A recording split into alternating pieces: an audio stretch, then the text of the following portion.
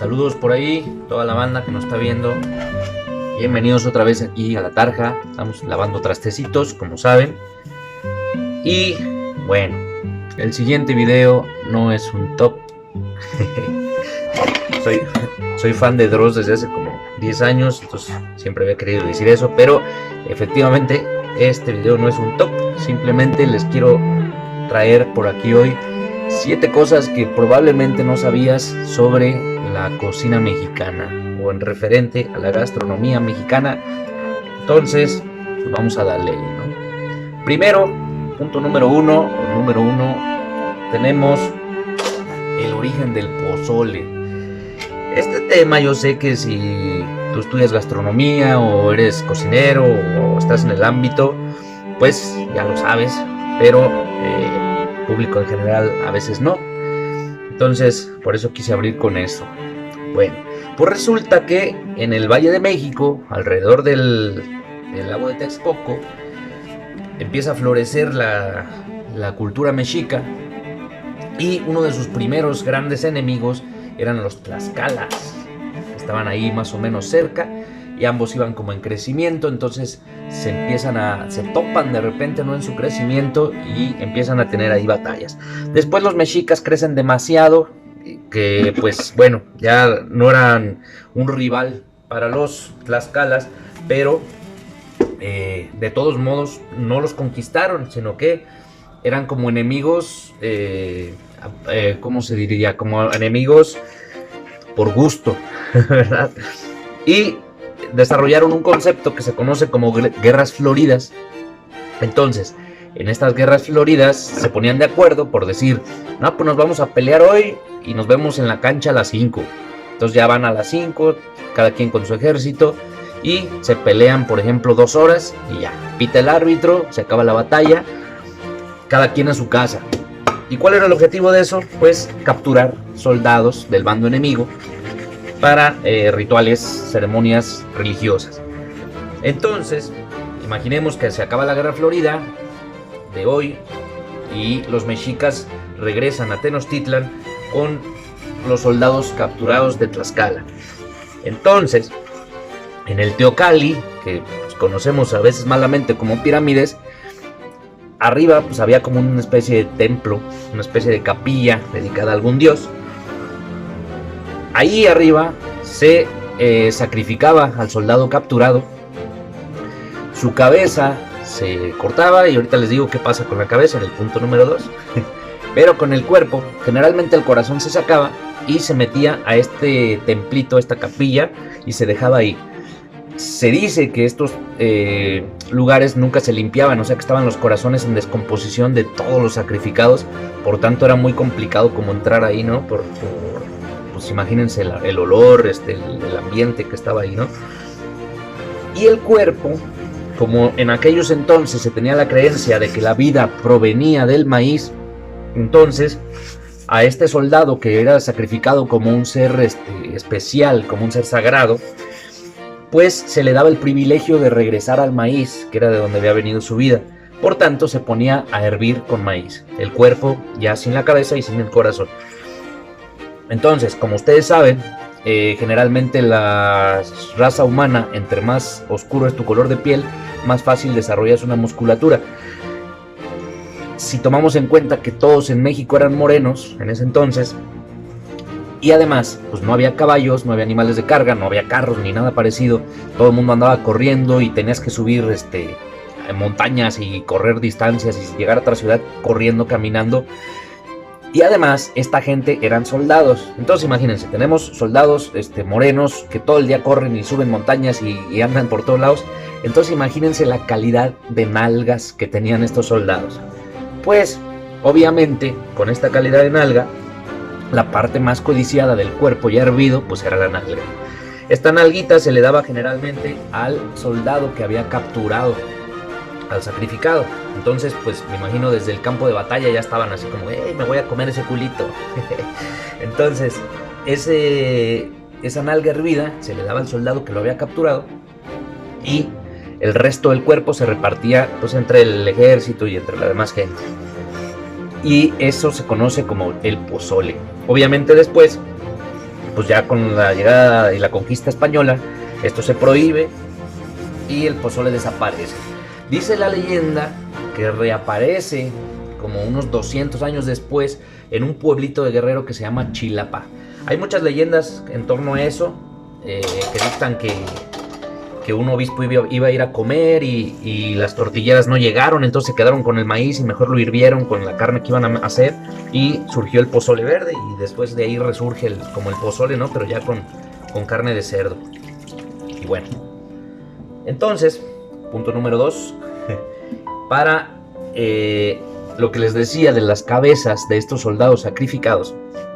Estas cabezas generalmente eran empaladas y se colocaban en ciertos, como en la base del teocalli o en ciertas mesas rituales, ciertos altares, por así llamarlo, que a este ritual se le conoce como el zompantli. Estas cabezas, ¿para qué eran puestas ahí? Pues como de una manera venerar al cuerpo y venerar la muerte de este ser, pues que había sido sacrificado por un dios. Y además, cuando eran soldados locales o cuando era gente del mismo pueblo, pues los familiares podían ir a visitar a este soldado ahí, su cabeza que estaba empalada. Generalmente se le dejaba el cabello y a veces se le dejaba la piel. Entonces pues ahí estaban como todos los cráneos, ¿no? Empalados. En muchas partes de América había ciertos rituales parecidos al zompantli, donde el cráneo se muestra en alguna ofrenda, en algún altar, en alguna cosa así. Entonces, cuando llegan los europeos, pues obviamente prohíben estos rituales que pues eran considerados paganos, y poco después, bueno, ya sobre la marcha, los árabes habían desarrollado una técnica que se llama el alfeñique, que eran figuritas de azúcar. Entonces los españoles conocían esta técnica y pues le dicen a la banda: oye, ¿qué tal que en vez de poner el cráneo, haces el cráneo con azúcar, con alfeñique? Haces un azúcar y pues ahí, si quieres, le pones el nombre del fallecido, ¿no? Y es así como surge las calaveritas de azúcar. Punto número 2, calaveritas de azúcar. Bueno, punto número 3. ¿Qué onda con el azúcar entonces? ¿Qué está haciendo ahí el azúcar? ¿Y cómo es que surge la repostería mexicana? Bueno, pues el azúcar ya tiene muchísimo tiempo en la antigüedad, surge en Asia. Los asiáticos empiezan como a desarrollar técnicas para transportar el jugo de la caña de azúcar de una manera más eficiente, y descubren que lo podían convertir en pequeños cristales que ellos llamaban pues de alguna manera así como sal dulce, que es lo que nosotros conocemos ahorita como azúcar, como la sacarosa. Entonces, bueno, esa técnica pasa a los chinos en el siglo V aproximadamente. Después Asia Central, de ahí se empieza a pasar a Europa. Total, llega un momento en que el azúcar era muy popular, pero era muy cara. Entonces la gente que vendía azúcar pues se hacía rica, y así. Un día, cuando Colón sale a buscar el camino de la Tierra Redonda para llegar a Asia, se para en las Islas Canarias, y hay una señora que se llama Beatriz que se convierte en su amante, y esta señora se dice pues que es la que le obsequia a Colón unas cañas. Entonces Colón llega a América y llega y planta sus cañas, y descubren pues que en América se da a toda madre, es barato producirlo. Además, pues ya saben, es una tierra robada, que se robaron pues los españoles, con gente robada que traían de África, y con un producto pues que de alguna manera también era robado porque es asiático. Entonces, mezclándolo de todos los continentes, trajeron aquí a América y ¡pum! La caña se da a morir.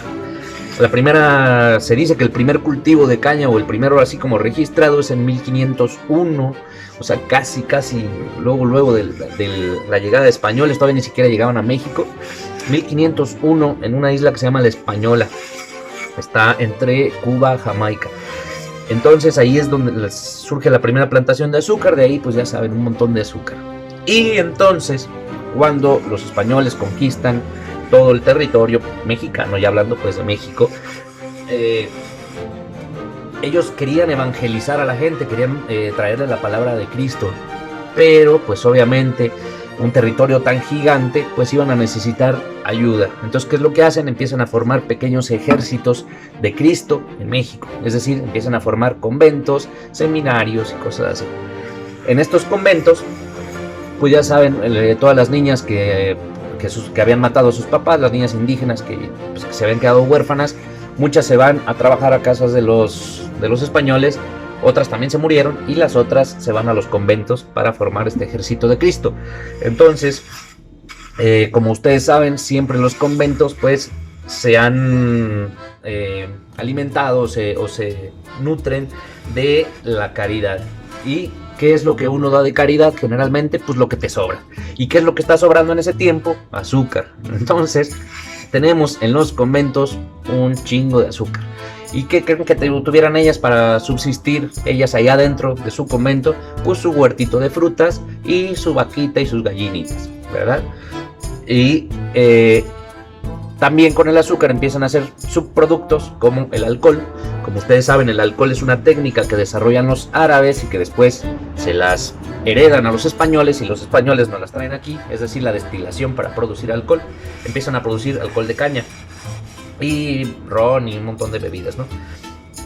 Entonces, imagínense estas muchachas en el convento encerradas con mucho tiempo libre y con fruta, alcohol, leche y azúcar y huevo.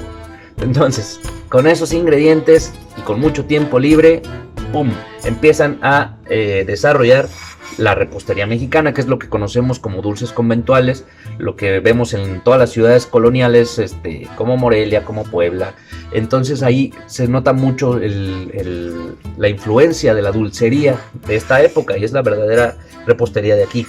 Aunque la mayoría de estos productos pues ya tienen su origen en Europa. O sea, muchos productos como el ate, como la cajeta, ya tienen su origen en Europa, en conventos europeos y más o menos en las mismas situaciones, y aquí obviamente se desarrollan y toman como una identidad propia y forman la repostería de México.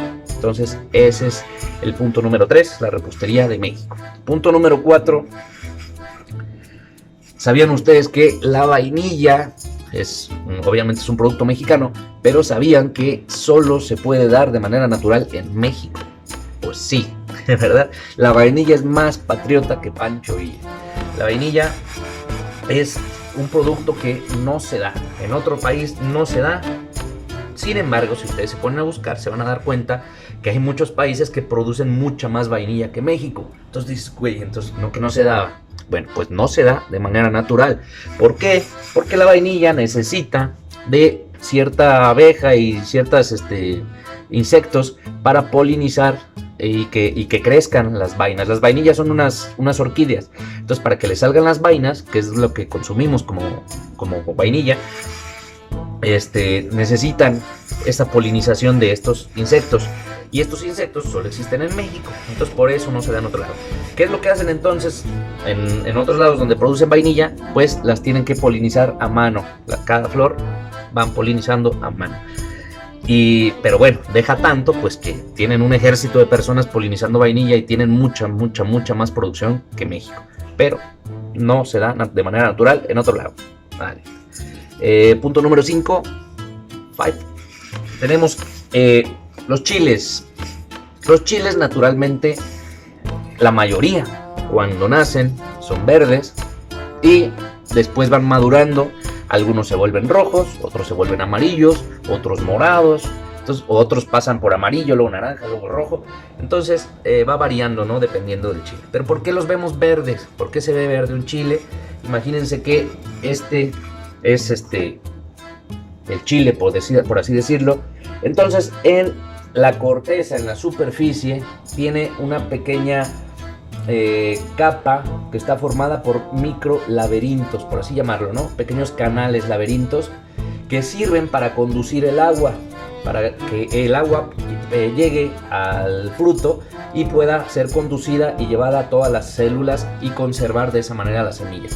Todas las frutas son para eso. Aquí los frutos pues tienen en el centro semillas y crean una capa de azúcares y celulosa y pectina y otras cosas para proteger esa semilla y proteger la vida de la planta. Para eso sirve un fruto.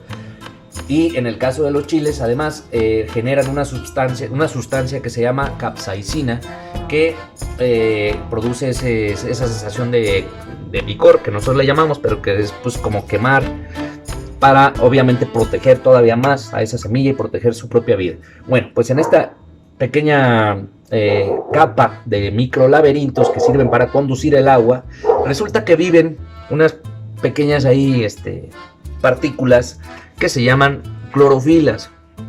Entonces, cuando llega un fotón, el fotón son esas pequeñas bolitas de energía que manda el sol, es decir, la luz solar.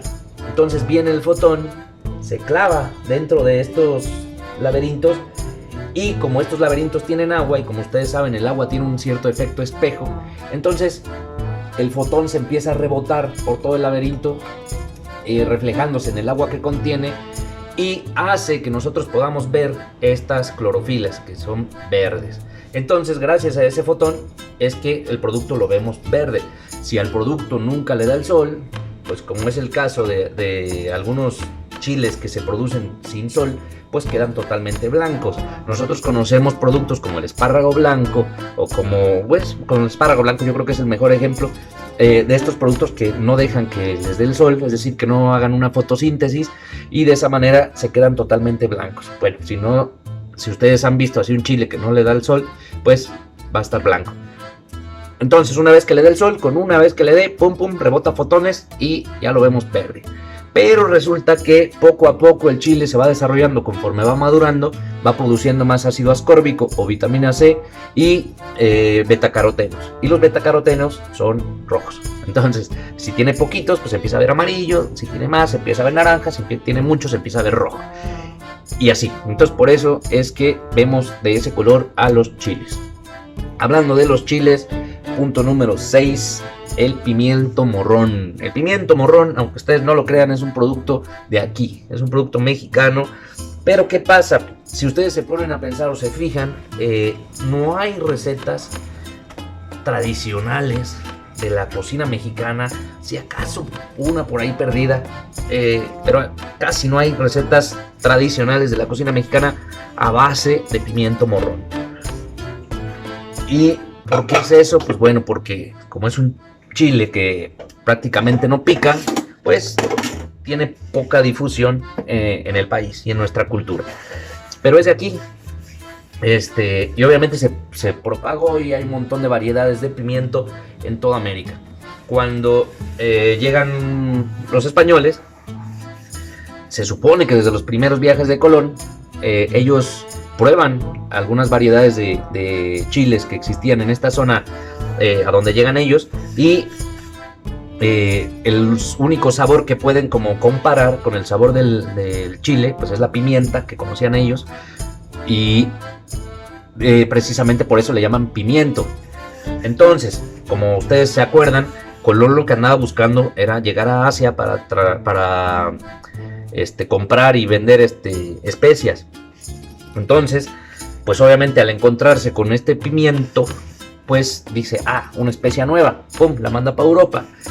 En Europa el pimiento se desarrolla y hay un montón de variedades, casi todas similares al pimiento morrón, y de ahí se empieza, pues obviamente, a propagar y a utilizar como un condimento, como un sustituto de pimienta, porque en aquel entonces todavía estaba cara la pimienta. Después, ya por ahí del siglo XIX, es que empiezan a desarrollar variedades más dulces en Europa de pimientos, y pues son las que tienen ellos ahorita y son las que se usan mucho. Entonces, por esa razón, si ustedes se fijan, el pimiento morrón lo asociamos más con una cocina más europea. Aunque no sean exactamente ya las mismas variedades, lo asociamos más con eso. Aquí en México lo pueden encontrar, en cualquier pueblo pueden encontrar pimiento morrón, pero sin embargo no existe en una cocina tradicional. ¿Para qué lo usamos generalmente? Pues para la pizza, para cosas así, ensaladas, cosas así que no son como parte como tal de la identidad del patrimonio culinario de México. Pero bueno, el pimiento morrón es de aquí. ¿Cómo se llama originalmente? ¿Quién sabe? Obviamente debió haber tenido algún nombre en náhuatl, algún nombre en alguna lengua de aquí local, pero ya ahorita ya no lo conocemos. Y bueno, punto número 7, último punto, hablando también de la capsaicina. ¿Ustedes sabían o por qué creen que haya tantos chiles, sobre todo chiles piquines? Pues resulta que a las aves la capsaicina no les hace nada. Acabamos de hablar de la capsaicina, que es esta sustancia que utilizan los chiles para protegerse, que genera el picor. Pues a las aves no les hace nada. Entonces, cuando un ave se come un chile, pues para él nada más siente el dulce y el ácido que tiene el chile, pero no siente el picor. O sea, solo siente los sabores. El picor, como ustedes saben, no es un sabor, es una sensación. Entonces, no la sienten las aves. Por lo tanto, si se van a comer, por ejemplo, un chile poblano, imagínense que este es un chile poblano, entonces empiezan a comerse el fruto, pum, pum, pum, y dejan ahí la semilla, y bye. Pero ¿qué pasa si el chile es un piquín, es un chile chiquito? Pues se comen todo el chile con todo y semillas. Pues estas aves, como no sienten el picor, se lo comen como si nada, la semilla pasa por su tracto digestivo, a veces cuando la cagan sale igual, a veces cuando la cagan sale con una transformación en su estructura molecular, la semilla, convirtiéndose en una especie nueva. Entonces, si este pajarito caga en un terreno fértil, pues ¡pum!, sale un chile nuevo. O sale el chile que se había comido, crece la planta nueva. Y por esa razón, en zonas como el sur, donde está la selva y todo esto, que es una zona muy fértil, pues las aves que coman algún chile piquín, pues cagan y sale otro chile piquín. Y por eso en estas zonas hay miles de piquines, porque la propagación de las aves pues es lo que logra. Sin embargo, en el norte también, en el norte los cardenales, por ejemplo, se encargan de la propagación de los piquines, y por eso también en el norte tenemos no tantas variedades, pero sí tenemos mucha cantidad de piquines. Y es un chile que es complicado de domesticar por las características que necesita, pues, de suelo y de todo esto, pero las aves se encargan de ese rollo. Entonces, bueno, esas fueron las 7 cosas que probablemente no sabía sobre la cocina mexicana. Espero hayan llegado hasta aquí, espero les haya gustado. Si les gustó, pues compartan, denle like y dejen sus comentarios. Y ahí estamos, compa.